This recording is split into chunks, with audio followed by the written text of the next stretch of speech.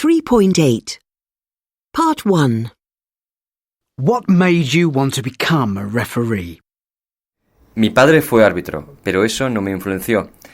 My father was a referee, but that didn't influence me. In fact, the opposite, because I saw all the problems that he had as a referee.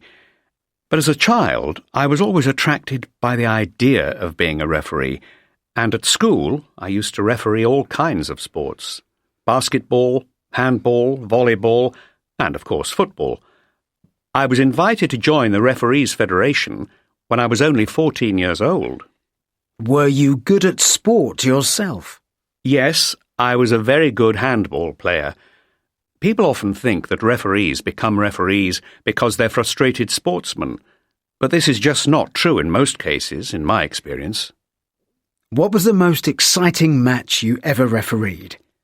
It's difficult to choose one match as the most exciting.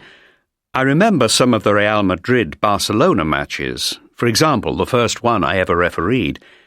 The atmosphere was incredible in the stadium. But really, it's impossible to pick just one.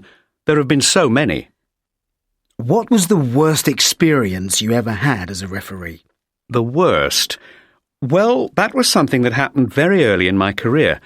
I was only 16, and I was refereeing a match in a town in Spain, and the home team lost. After the match, I was attacked and injured by the players of the home team and by the spectators. After all these years, I can still remember a mother who had a little baby in her arms who was trying to hit me. She was so angry with me that she nearly dropped her baby. That was my worst moment, and it nearly made me stop being a referee. Do you think that there's more cheating in football than in the past? Yes, I think so. Why? I think it's because there is so much money in football today that it's become much more important to win. Also, football is much faster than it used to be, so it's much more difficult for referees to detect cheating.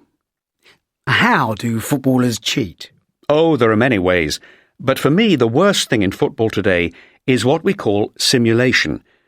Simulation is when a player pretends to have been fouled, when in fact he hasn't. For example, sometimes a player falls over in the penalty area when in fact nobody has touched him, and this can result in the referee giving a penalty when it wasn't a penalty. In my opinion, when a player does this, he's cheating not only the referee, not only the players of the other team, but also the spectators, because spectators pay money to see a fair contest.